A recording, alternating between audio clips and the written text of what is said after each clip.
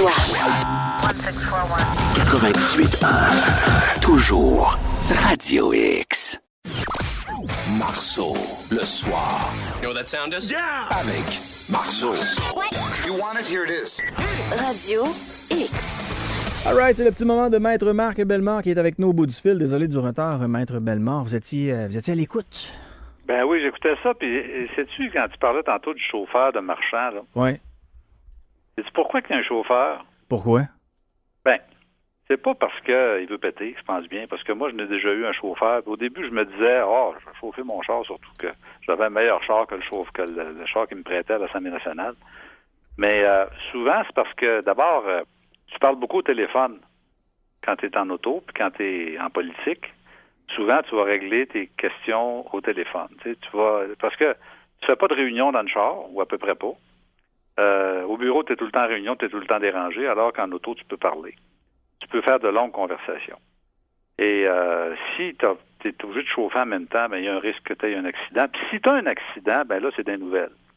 C'est bien sûr que c'est toi le responsable. Hein? Comprends-tu? Il n'y a pas grand monde qui va te donner un break si tu as un accident alors que tu es en politique. À ce moment-là, toutes les maires du Québec devraient avoir leur propre chauffeur, Maître Bellemare. Le maire de Trois-Rivières, maire de Drummond. Moi, je pense que, écoute, si c'est une job à temps plein, c'est sûr que ces gars-là font 75-80 heures par semaine. Ouais. C'est sûr que, moi, en tout cas, je faisais des téléphones de 30-35 minutes parce que j'avais un gars qui chauffait, tu sais, sur l'autoroute. Parce que j'avais un bureau à Montréal, j'avais un bureau à Québec. Alors, puis tu te souviens, René Lévesque, à l'époque, avait été impliqué dans un accident de la route. Ouais, il était chaud raide, là. Il en a frappé un. Mais je veux dire, ça, c'était une autre époque, là, tu sais. Pauvre homme quand même qui a été tué. Mais Rob Ford, là, qui était à Toronto, le maire de Toronto, il se promenait avec sa voiture, là. Ouais, mais tu sais, c'est risqué. C'est très risqué. Claude Ryan aussi, on m'a raconté qu'il avait déjà eu un accident à un moment donné. Ouais. Puis il avait été, tu sais, c'est sûr que comment c'est arrivé, puis tu sais, le gars qui a frappé Ryan, il va dire, c'est de sa faute, il a pas regardé, puis ça. Puis ça risque de te mettre dans des situations délicates. Alors moi, je comprends que le maire de Québec a quelqu'un pour le reconduire, là. Surtout qu'il risque de faire pas mal de voitures, d'aller assister à des événements, des choses comme ça. Alors, ça coûte combien aux contribuables? Puis finalement, ça le rend probablement plus efficace, là. Parce qu'il travaille en auto, là. Ouais, mais le maire là-bas n'a jamais été reconnu comme étant un grand travaillant. C'est pas quelqu'un qui arrive à l'hôtel de ville à 8 h, là. C'est quelqu'un qui arrivait à 11 h midi, là. C'était pas... Ah ouais? Ouais, c'est pas... Non, c'était le maire de la ville de Montréal, peut-être, là, en raison du fait qu'il y a énormément de trafic et tout ça, mais Québec, là, je veux dire, il est à l'hôtel de ville, puis il va participer à des petites rencontres là, très près, là. Il peut prendre facilement son véhicule. Sinon, il faut l'accorder au maire de Laval, il faut l'accorder au maire de Drummond, il faut l'accorder au maire de Trois-Rivières. Non, mais Laval, Montréal, Trois-Rivières, Sherbrooke, ces grosses villes-là, Trois-Rivières, c'est rendu 125 000 de population, là. Ouais. Alors, tu sais, c'est quand même assez grand. Puis avec les arrondissements aujourd'hui, les villes sont beaucoup plus larges, beaucoup plus vastes, et moi, je suis convaincu que c'est préférable qu'un chauffeur, mais là, ça dépend aussi des coûts, là, mais moi, ça m'a beaucoup servi. Au début, j'étais contre, là. Puis, tu sais, j'étais vertueux, puis je me disais, non, je me prenais avec mon char. Ouais, mais vous étiez ministre, ça vous prenait un garde du corps aussi, là. Ça prenait, c'est le chauffeur qui garde du corps, c'est lui qui fait tout, là. C'est ça. Mais le gars qui chauffe marchand, là, il doit aussi assurer sa sécurité dans une certaine mesure. S'il y a quelqu'un qui s'en prend à lui, il va le téléphone pas loin. Vous sentiez-vous comme Whitney Houston dans Bodyguard? Il n'y a personne qui m'a pris dans ses bras. Non, commence pas à faire ton petit Guillaume Lepage avec Stéphane Richer. Là. Non. Oui. Non, il n'y a personne qui m'a pris dans ses bras. Non. Hey, je peux pas croire, là, l'affaire Delisle, là, ça revient encore dans l'actualité. Son avocat qui critique le travail des experts de la Couronne. Lui, il plaide pour l'arrêt des procédures. Parce que là, le juge Delisle, là, il est-tu coupable ou non, là? Ah, c'est ça, mais c'est la grande mode, là. Les avocats de la défense en droit criminel, ils plaident les délais, les vices de procédure, la police qui a abusé, la couronne. Il y a un très, très bon article de Yves Boisvert dans la presse de matin là-dessus. Très, très bon article, très belle critique. Lapresse.ca, ça vaut la peine de lire ça. Puis lui, il raconte un peu cette espèce de dérapage là, auquel on assiste depuis des années, où c'est rendu que les juges, là, ils condamnent plus. C'est la police qui s'est trompée, c'est l'enquêteur, ils ont pas transmis toute l'information, puis il y a beaucoup d'acquittements, beaucoup d'accusations qui sont cassées sur cette base-là. Puis Boisvert se questionne à un moment donné, il se dit, coudonc, il y a encore une justice criminelle? C'est devenu tellement compliqué. Surtout pas dans des petites affaires niaiseuses, là, tu sais, des affaires, là, tu sais, point 11 là, dans le sang d'alcool, ça, il y a une condamnation. La violence conjugale, souvent, il y a une condamnation aussi. Mais tu sais, Boisvert parle des problèmes, des gros dossiers, là, la corruption, les trafics d'influence, tu sais, des gangstérismes, là, des affaires compliquées, là, où il y a beaucoup de faits, il y a beaucoup d'accusés, il y a beaucoup d'une situation complexe, il y a de la fiscalité là-dedans, tu sais. Alors, dans ces cas-là, c'est extrêmement difficile d'obtenir des condamnations. Puis Boisvert se demande, je pense qu'il a raison, il se demande si finalement on va réussir à aboutir avec des condamnations dans des dossiers de cette nature-là où il y a tellement de possibilités de trouver des faiblesses dans la preuve pour obtenir un acquittement ou une libération. Là, on parle d'abus puis de délai déraisonnable, mais ce que je comprends pas, M. Bellemare, peut-être que vous avez la réponse, mais Jacques Delisle a été déclaré coupable du meurtre de sa blonde, de sa femme de l'époque. Puis, bon, il y a le juge en chef qui a regardé ça puis qui a dit non, il devrait peut-être y avoir un nouveau procès, mais il est toujours coupable. Non, c'est pas le juge en chef, c'est le ministre de la Justice du Canada. C'est le ministre de la Justice du Canada, voilà. Oui, c'est ça. Lui a regardé le rapport qui a été fait par le comité, puis là, il a dit, il y a tant d'expertise, puis il a recommencé à zéro, puis c'est ça. La Cour d'appel avait refusé d'annuler le verdict de culpabilité. La Cour suprême aussi, puis finalement, le ministre de la Justice dit non, nous autres, on va recommencer à zéro. Puis là, bien évidemment, il est accusé. Oui, mais à partir du moment où on recommence à zéro, est-ce que automatiquement il est rendu innocent? Ben, c'est que là, il va plaider que ça fait trop longtemps, puis qu'il n'a pas été jugé. Tu sais, parce que là, les accusations, les jugements viennent de tomber. Là. Les jugements qui ont été prononcés n'ont plus de valeur, donc on repart à zéro. Donc on accuse en 2021 pour un crime commis en quoi, en 2000, ça date de 10 ans. 2010, 2009? 2012, je crois. 2012? Ouais.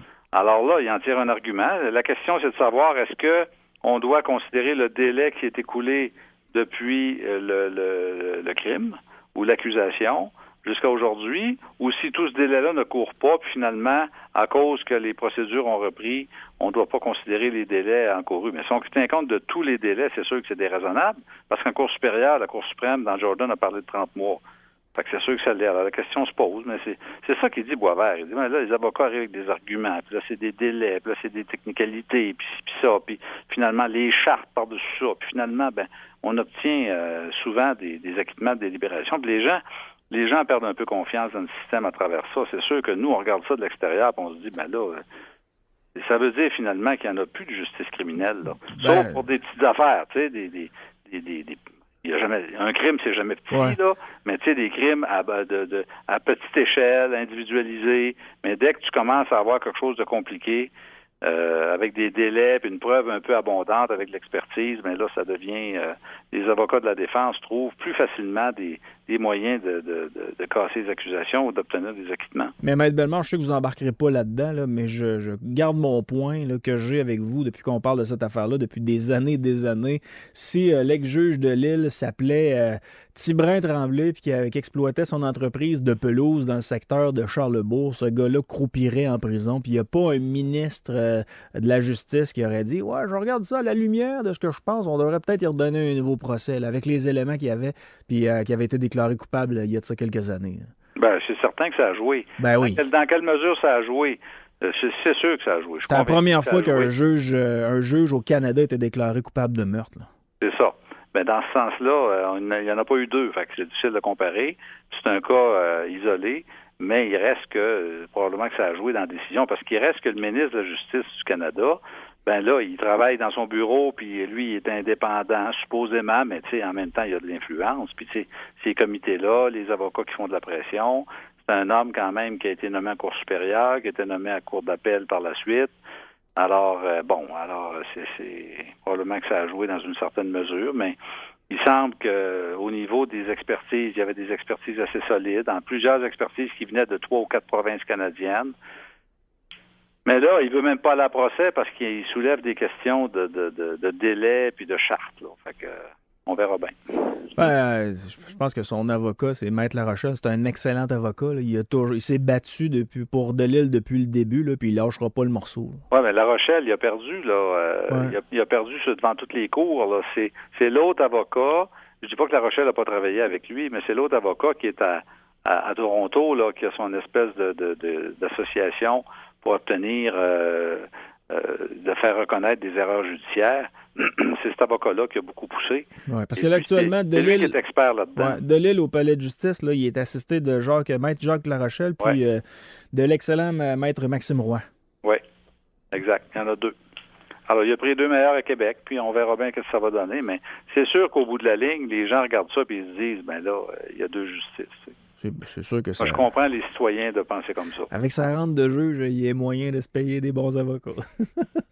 Ben ça joue aussi. C'est sûr que si tu es un avocat de l'aide juridique qui va y aller avec des tarifs beaucoup plus bas, ben tu risques d'avoir une moins bonne qualité, un avocat moins expérimenté, un avocat moins occupé, qui a moins de parcours. Tu sais, un avocat qui a 40 ans de pratique en droit criminel, il connaît ça, puis c'est sûr qu'il va avoir plus de prestance aussi, il va trouver des arguments, il va avoir plus le respect, plus l'écoute des juges. Alors, c'est vrai que dans un certain sens, le choix de l'avocat est déterminant. Et c'est sûr qu'un avocat qui a 40 ans de pratique, c'est un peu plus cher qu'un avocat qui en a 4, là. On parle d'accidents de VTT et de Société d'assurance automobile du Québec. Ben oui. Alors là, tu vas m'expliquer ça, toi. C'est une femme qui est morte dans la nuit de samedi à dimanche, à La Tuque. Alors, elle est en VTT. Sais-tu combien ils sont sur le VTT? 2. Ils sont 5. Et si, man. Le véhicule dans lequel prenaient place 5 personnes a fait une embardée et il s'est renversé. J'espère que toi, quand tu fais du VTT, tu n'as pas 5 personnes avec toi, là. Non, le plus qu'on a été, c'est 3 avec mes 2 bébés. Non, mais écoute, ça n'a comme pas de bon sens, là. Alors, la femme est décédée, Dieu ait son âme, là, et c'est triste, là, mais elle avait 40 ans. Elle était sur un véhicule tout-terrain de type côte à côte. Ah, c'est un côte à côte. C'est un combien de places? C'est un 4 places? Ben, il était 5. Ouais. Elle a fait une embardée, une fausse manœuvre, je comprends. S'il était 5, ça doit brasser un peu. Alors, personne d'autre n'a été blessé, mais elle est décédée. Alors, ce que je retiens de ça, c'est que ces gens-là ne seront pas indemnisés par la SAC. Hein, tu sais ça? On en a déjà parlé.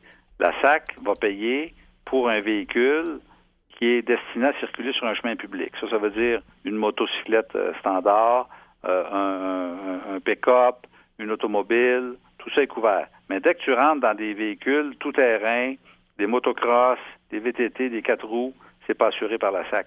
Et le fait que les gens soient plaqués, parce qu'ils payent une plaque, tu as toujours une plaque sur les VTT, ouais. Tu es obligé de payer pour ça, mais tu payes pour rien parce que la SAC ne s'occupe pas de toi si tu es blessé. Alors, c'est un espèce de contre-message, un message faux, qui fait en sorte que les gens qui sont sur des VTT se croient à tort assurés par la SAC. Puis moi, je reçois ici, là, chaque année, là, 15, 20 personnes là, en entrevue qui viennent me voir avec des accidents de VTT. Ils sont tous surpris qu'ils sont refusés. Ils disent, ah, ben non, moi, j'ai une traumatisme crânien, M. Bellemare, je peux plus travailler. J'ai fait un coma de 2 semaines parce que j'ai eu un accident de VTT. J'ai pogné un arbre, Puis là, la SAC ne veut pas payer. C'est pas juste parce que je paye des plaques. Alors, sachez que vous n'êtes pas couvert. Et ça veut dire, assurez-vous. Surtout que c'est des véhicules qui sont dangereux, qui causent des gros dommages parce que tu n'as pas de protection. Comme cette femme-là, là, pas attachée, pas de casse. Alors, elle se promenait avec son VTT, avec 4 personnes avec elle. Il était 5 au total, puis elle est morte. Elle a eu un accident, puis elle est décédée. C'est triste au bout, c'est 40 ans. Ah, c'est triste, puis en même temps, tu sais, c'est tellement ce que je vois, moi, quand je vais en Beauce. Il y a du monde là, qui sont full équipe avec le casque et tout ça, mais il y a d'autres personnes qui prennent ça à légère, sont pas attachés, ils n'ont pas de casque. Puis là, mon gars, en fin de semaine, Maître Bellemare, je vais me fier sur vous, OK? Si il n'y a pas son cadeau de Noël, je vais dire que c'est à cause de vous. Mon gars m'a demandé une motocross, mais là, il y a 8 ans. Qu'est-ce que je fais, Maître Bellemare? Ben non, tu dis non, voyons donc. Ben non, tu dis non, là, ça se peut pas, là. Ben de toute façon, tu dois te promener avec ça. Ben, sur mon terrain, oui. C'est sûr? Pas sûr de ça, moi. Même si c'est sur ton terrain. Dans le cours en arrière, il y a le droit. Là. Ben, s'il ne se fait pas voir, ben, je suis pas sûr, moi. Je suis pas sûr qu'il a le droit. Fait que j'ai dit non? Ben non, tu dis non, il est bien trop jeune. Mais dis de ramasser son argent, là, parce que là, tu vas lui faire un beau cadeau, là. Dis de ramasser ses sous. Puis quand il sera au secondaire, ben on va reviser ça. Je vais donner parce que là, 8 ans, il est en 4e année, 3e? Non, il est en 2e année. 2e année? Bon, alors, dis qu'il finisse son primaire là, avec des beaux gros, puis toi, tu vas doubler sa mise. Lui, s'il a, je sais pas, moi, s'il a ramassé 800$, ben là, tu mettras 800$ de plus, puis il s'achètera un petit buggy. Ouais. Ah oui, c'est ça qu'il faut que tu fasses. Je vais donner votre numéro de téléphone. Je vais donner mon numéro, mais check ça, je suis pas sûr qu'il a le droit, même si c'est dans le cours chez vous, là. Un motocross, mais non, il n'y a pas le droit de se promener avec ça à 8 ans. Le problème, Maître Bellemare, là, c'est que les enfants autour, ils en ont. OK. Fait que là, si moi j'essaie d'être plus blanc que le pape, là, je vais passer pour un là, mauvais père. Tu peux aller sur Google puis cliquer motocross accident. Ouais. Et tu lui montreras une coupe de Plein de photos puis de vidéos. une coupe de cerveau arraché. Là. Oui. Que ça va le convaincre. Je vais essayer ça. C'est triste, mais souvent, c'est comme ça qu'il faut agir. Mais c'est sûr que s'il n'y a pas eu d'accident important dans ton secteur, tu as moins d'exemples à donner, mais il ne faut pas nécessairement attendre que ton fils soit le premier. Parce qu'il y en a qui se font des petites compétitions là, pour les jeunes dans des circuits fermés. Puis, ça, c'est une autre affaire. Ça existe, là. Mais mon point, plus pour mon plus vieux, c'est que mon plus jeune a 5 ans, puis il a l'impression dans sa tête qu'il a la même âge que son frère. Ils sont tout le temps ensemble.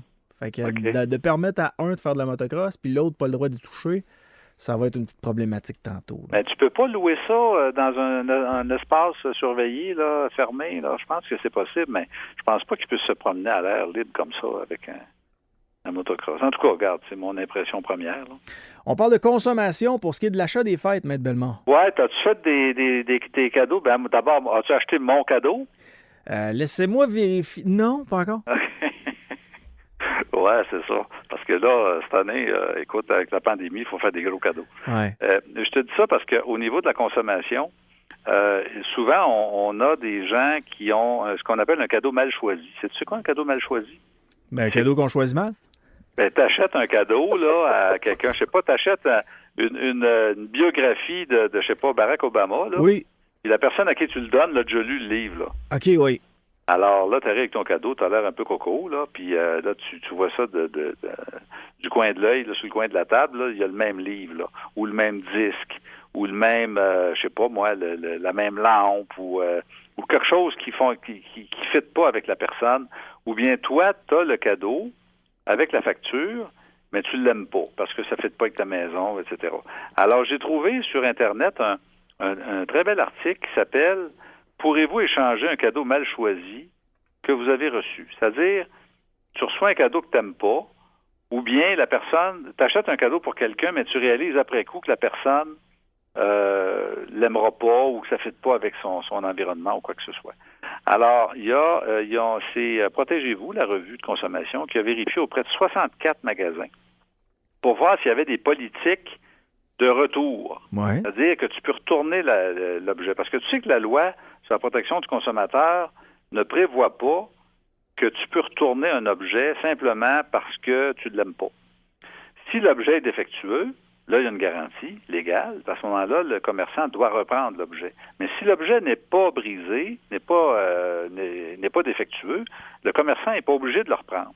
Alors, ça veut dire qu'il faut vérifier s'il y a des politiques de retour.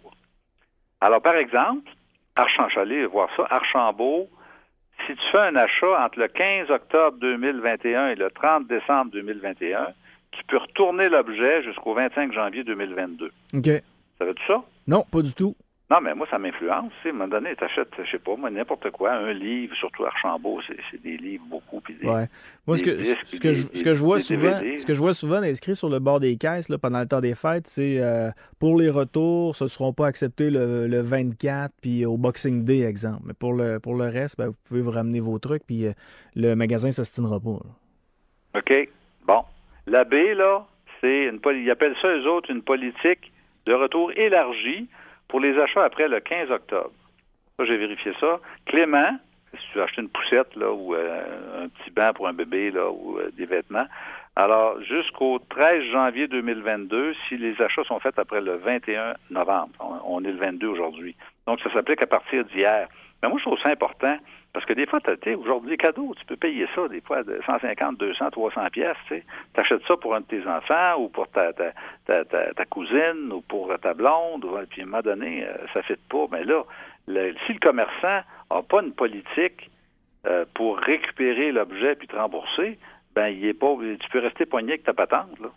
Maître Bellemare, si je vous achète un livre et vous l'avez déjà, mais je vous le donne à Noël, là, c'est vraiment une belle soirée puis on est en train de prendre un verre, est-ce que vous me le dites que vous l'avez déjà ou en hypocrite, 2-3 jours plus tard, vous allez le changer au magasin?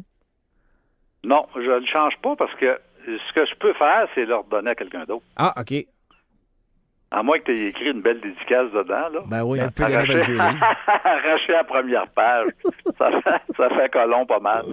Mais tu prends un petit couteau couteau, puis tu coupes la page sur sa racine. Là. Parce que ce qui est drôle à voir, là, c'est le lendemain de Noël. Là, si vous allez sur Marketplace ou Kijiji, là, il y a plein de nouveaux articles qui sont à vendre. Là, des gens qui ont reçu des cadeaux. Puis t'es trop gêné pour dire hey, désolé, tu peux-tu me donner la facture, je vais aller le revirer. Ben, les autres, ils décident de le revendre tout simplement sur Marketplace ou sur Kijiji. Il y a des bonnes offres à faire. Il y a des bonnes offres.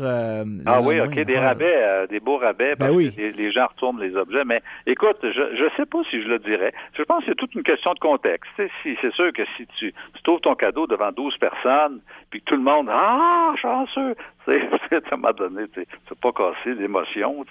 Mais je sais pas, si ça se fait à une personne, à une autre personne, peut-être que. Je sais pas. Honnêtement, je sais pas comment je réagirais, mais je pense que c'est beaucoup une question de contexte. Et puis, c'est ça, les livres, tabarnouche, si tu l'as déjà lu ou si tu l'as déjà, tu sais. C'est embêtant. Ouais, c'est embêtant, mais juste pour dire, retenez simplement que c'est pas automatique que le commerçant est obligé de reprendre un cadeau mal choisi, que ce soit de la part de l'acheteur ou de la part du destinataire du cadeau, il n'y a rien dans la loi là-dessus, donc il n'y a pas d'obligation. S'il n'y a pas de politique au sein du commerce en question, ça veut dire que vous allez rester pogné avec votre troisième livre. On parle maintenant des propriétaires qui veulent reprendre possession d'un logement. Oui, alors ça, c'est important de noter que si vous êtes propriétaire d'un immeuble et que vous voulez reprendre possession d'un logement pour loger votre fille, pour loger votre père ou pour vous loger vous-même, parce que vous avez le droit de le faire, il faut envoyer l'avis pour un bail traditionnel qui commence au 1er juillet jusqu'au 30 juin. Si c'est le cas, si votre bail se termine le 30 juin 2022, vous devez envoyer un avis avant le 1er janvier. Alors là, il ne reste pas grand temps. Là. C'est important parce qu'à chaque année, il y a des gens qui dépassent ce délai-là parce qu'ils confondent l'avis de reprise de possession avec l'avis d'augmentation de loyer. Parce que l'avis d'augmentation de loyer, lui, il doit partir, si ton bail se termine le 30 juin, entre le 1er janvier et le 31 mars. Comprends-tu? 3 mois avant la fin du bail. Mais la reprise de possession, c'est différent, c'est 6 mois. C'est-à-dire qu'il faut que tu envoies ça avant le 1er janvier 2022. Tu peux loger, il faut que tu puisses loger toi-même, ça peut être ton père, ta mère, ou ça peut être un parent ou un allié dont tu soutiens matériellement la vie, ou ça peut être ton ex-blonde. Okay. Savais-tu ça? Fait que la loi est floue un peu, là. Mais tu peux loger ton ex-blonde si tu demeures son principal soutien. OK. Ça veut dire que des fois, ça peut être plus intéressant de la loger dans ton 3,5 ou ton 4,5, sortir un autre locataire, rentrer ton ex-blonde plutôt que de payer une grosse pension. Je sais pas, moi c'est comme ça que je l'interprète parce que il n'y a pas d'explication qui fait que tu peux loger ton ex-conjointe de la même façon que tu loges ton propre père. Ben, c'est la mère de tes enfants ou le père de tes enfants. Je veux dire, si c'est pour la proximité, c'est encore mieux. Là. Peut-être. Alors, quelque chose de positif à ça, mais ça finit pas toujours bien dans les couples. Là. Moi, j'ai la chance que ça s'est terminé. Là. C'était super correct, là, mais j'ai des exemples autour de moi où c'est la guerre, mais la guerre, elle n'en plus finir. Là. Ça fait 10 ans là, qu'ils sont plus ensemble, puis ils se reprochent encore des affaires de quand ils étaient en couple. Là. Ouais, c'est ça.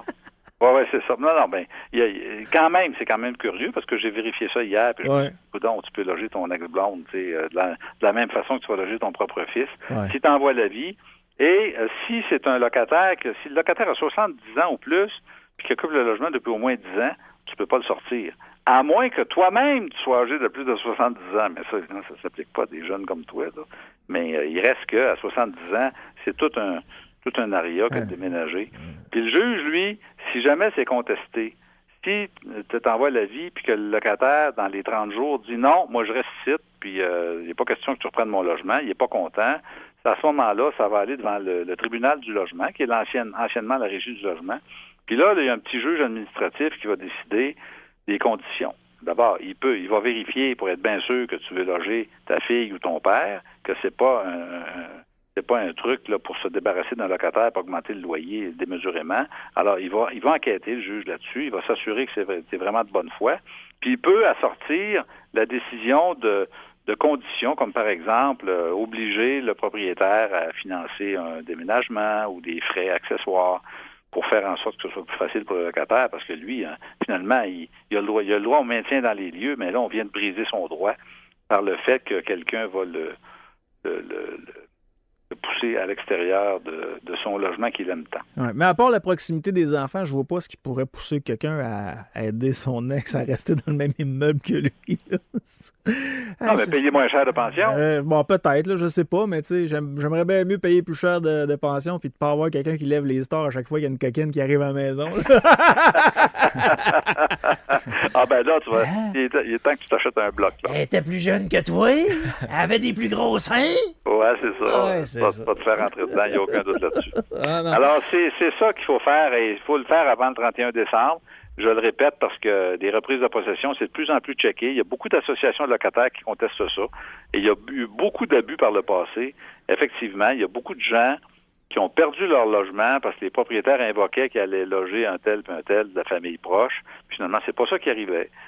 Puis là, il y avait toutes sortes d'excuses pour changer le plan. Puis finalement, toi, tu étais obligé de sacrer ton camp. Puis il y a eu des abus. Alors aujourd'hui, c'est très, très, très surveillé. Maître Bellemare, c'est toujours un plaisir de vous jaser. On se rejase lundi prochain pour les gens qui veulent régler des dossiers de CNESST, des dossiers de SAC, des dossiers d'IVAC. Ils peuvent communiquer avec vous chez bellemaravocat.ca. Tout à fait. Un gros merci. Anytime. Ça marche. Bye-bye. Salut, bonne semaine. Bonne soirée. Bye-bye. Maître Marc Bellemare avec qui on jase à tous les lundis. 19h04, on revient. Marceau, le soir. Radio X.